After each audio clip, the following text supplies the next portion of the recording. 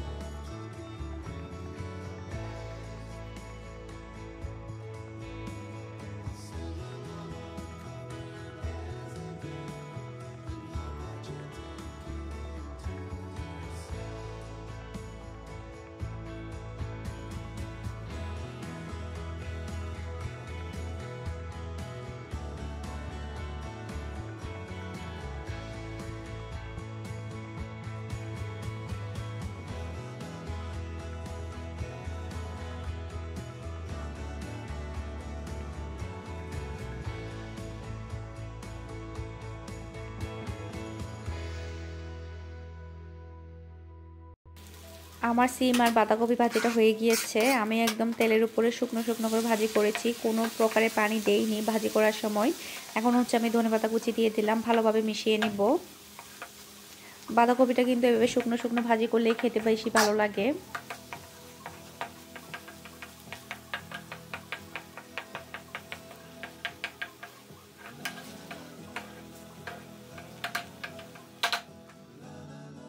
এখন হচ্ছে আমি ডাটাগুলো কেটে নিব।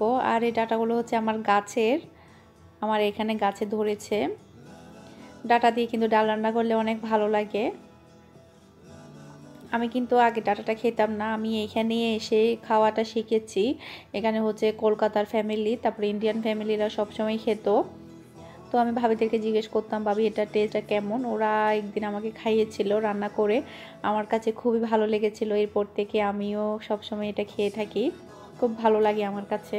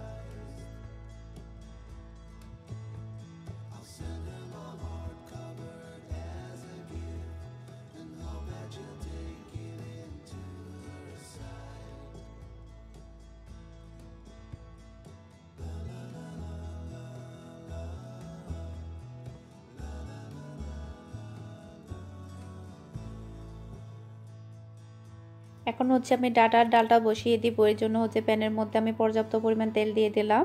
তারপর আমি দিয়ে দিব হচ্ছে পেঁয়াজ কুচি। পেঁয়াজটাকে আমি হালকা একটু ভেজে নেব। পেঁয়াজটাকে আমি হালকা একটু ভেজে নিলাম। এখন হচ্ছে আমি রসুন বাটা আদা বাটা দিয়ে দিব।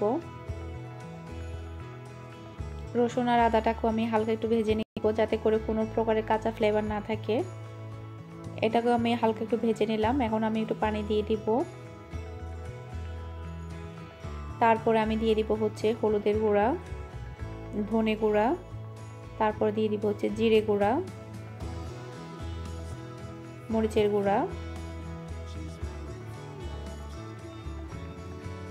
টমেটো দিয়ে দিচ্ছি। এখন আমি মশলাটাকে ভালোভাবে কষিয়ে নিব। মশলাটাকে ভালোভাবে কষিয়ে নিলাম। তারপর হচ্ছে মসুরের ডালটা দিয়ে দিচ্ছি। আমি কিন্তু লবণটা দিতে ভুলে গিয়েছিলাম, কিন্তু আমি লবণটা অ্যাড করে দিয়েছি পরে, সেটা আসলে শুট করা হয়নি। এখন হচ্ছে আমি ডাটাটা দিয়ে দিলাম। এখন আমি এটাকে খুব ভালোভাবে কষিয়ে নিব।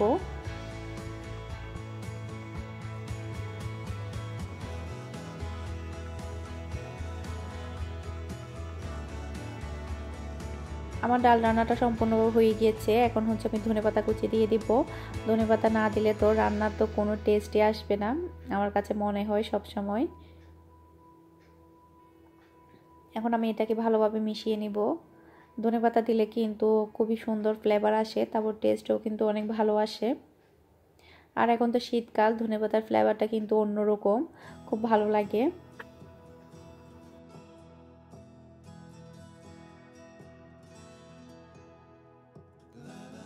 এই যে আমার দুপুরের রান্নাটা কমপ্লিট। ডাটা দিয়ে মসুরের ডাল, তারপরে হচ্ছে বাঁধাকপি আর সিম ভাজি, তারপরে হচ্ছে ভাত,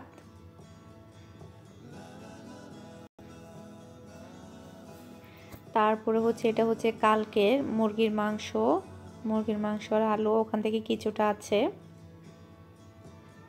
আসলে আমরা দুইজন মানুষ, যেটাই রান্না করি সেখান থেকে রয়ে যায়, খুবই বিরক্তিকর একটা ব্যাপার, ভালোই লাগে না একদম। এ হচ্ছে আমাদের দুপুরের খাবার মেনু। আলহামদুলিল্লাহ, আল্লাহর কাছে শুকরিয়া। এখন হচ্ছে আমি আমার চুলাটা পরিষ্কার করে নিব। রান্নার পরপরই যদি এটা পরিষ্কার করা না হয় তাহলে কিন্তু আর পরিষ্কার করতে ইচ্ছে করে না, একটা আলসেমি ভাব চলে আসে।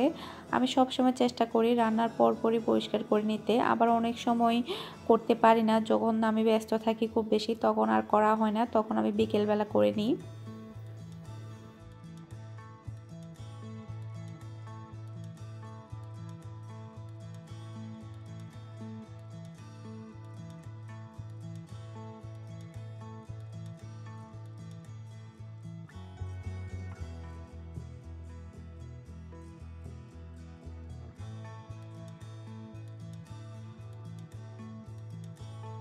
এটা হচ্ছে দুপুরে খাওয়া দাওয়ার পর আমি হচ্ছে কিছু পেঁয়াজ ছিলে রাখবো, কারণ আমি পেঁয়াজ ছিলে রেখেছিলাম, ওগুলো শেষ হয়ে গিয়েছে, সেই বিধে এখন কিছু ছিলে রাখবো। আপনারা হয়তো বা লক্ষ্য করছেন আমি পেঁয়াজগুলো পানির মধ্যে ভিজিয়ে রেখেছি। আমাকে এখানে একটা ভাবি বলেছে পেঁয়াজ যদি আমি ছিলার আগে পানির মধ্যে ভিজিয়ে রাখি তাহলে নাকি চামড়াগুলো খুবই দ্রুত উঠে আসে, তেমন আর কষ্ট হয় না। আসলে এই সত্য কথা, দেখুন কতটা সহজে চামড়াটা উঠে আসছে। যদি চামড়াটা শুকনো থাকে তখন একটু ওঠাতে একটু সমস্যা হয়, একটু সময়টা বেশি লাগে, কিন্তু পানির মধ্যে ভিজিয়ে রাখার কারণে কিন্তু খুব সহজে চামড়াটা উঠে আসছে। আপনারা চাইলে এটা করতে পারেন, পেঁয়াজ আর রসুন দুটোই করতে পারেন। ছিলার আগে পানির মধ্যে ভিজিয়ে রাখবেন, তারপরে ছিলে নেবেন, দেখবেন দ্রুত হয়ে যাবে। আর পেঁয়াজ যদি ছিলে রাখি কয়েকদিনের জন্য তাহলে কিন্তু রান্না করতে তেমন বেশি কষ্ট লাগে না, কারণ পেঁয়াজ ছিলতেও কিন্তু অনেকটা টাইম লাগে। কারণ দেখা যায় কি 2-3 আইটেম কিংবা অনেক সময় বিকেলের নাস্তা, অনেক সময় আবার রাতে কিছু একটা করলাম, ডিম ভাজি করলাম, মানে সারাদিনে তো 4-5টা 6-7টা তো এরকম পেঁয়াজ লাগেই, আর এগুলো ছিলতে ছিলতেও কিন্তু অনেকটা টাইম চলে যায়। যদি পেঁয়াজগুলো যদি ছিলা থাকে তাহলে কিন্তু অনেকটা সময় বেঁচে যায়, আর রান্না করতে কিংবা কিছু একটা তৈরি করতে গেলে আর বেশি কষ্ট লাগে না। আর এই পেঁয়াজ ছিলে আপনারা 6 থেকে 7 দিন কিংবা 10 থেকে 12 দিন পর্যন্ত আপনারা রাখতে পারবেন। আমি প্রায় 4 থেকে 5 দিনের জন্য একসাথে পেঁয়াজগুলো ছিলে রাখি।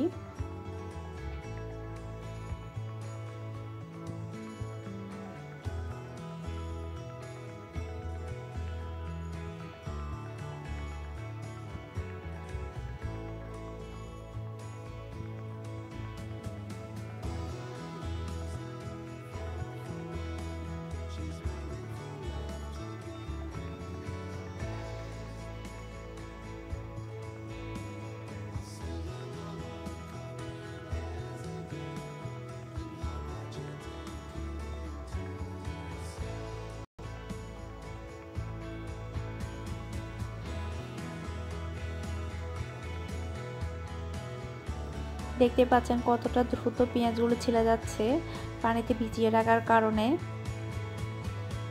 আপনারা এই পদ্ধতিটা ট্রাই করতে পারেন। আসলে মানুষের শিকার কোনো শেষ নেই, জানার কোনো শেষ নেই। আমি কিন্তু আগে এটা জানতাম না, আমি ভাবির কাছ থেকে এটা শুনেছি। আমি হচ্ছে একটা ভিডিওর মধ্যে পেঁয়াজ ছিলছিলাম, তখন ভাবিটা আমার ভিডিও দেখে বলে কি ভাবি তুমি হচ্ছে ইয়া করবে, পানির মধ্যে পেঁয়াজগুলো ছিলে রাখবে, দেখবে একদম দ্রুত হয়ে যাবে।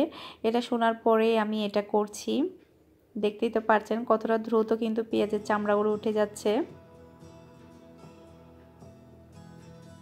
আশা করছি আমার আজকের ব্লগের ভিডিওটা আপনাদের কাছে ভালো লেগেছে। আমার ব্লগের ভিডিও যদি আপনাদের কাছে ভালো লেগে থাকে প্লিজ আমার চ্যানেলটি সাবস্ক্রাইব করবেন, পাশে থাকা বেল আইকনটি অন করবেন। ভিডিও সম্বন্ধে কোনো মতামত থেকে থাকলে আমাকে অবশ্যই কমেন্ট করে জানাবেন। আরও একটি ব্লগের ভিডিও নিয়ে হাজির হয়ে যাব, সেই পর্যন্ত আপনারা সবাই অনেক ভালো থাকবেন। আজকের মতো বিদায় নিচ্ছি, আল্লাহ হাফেজ।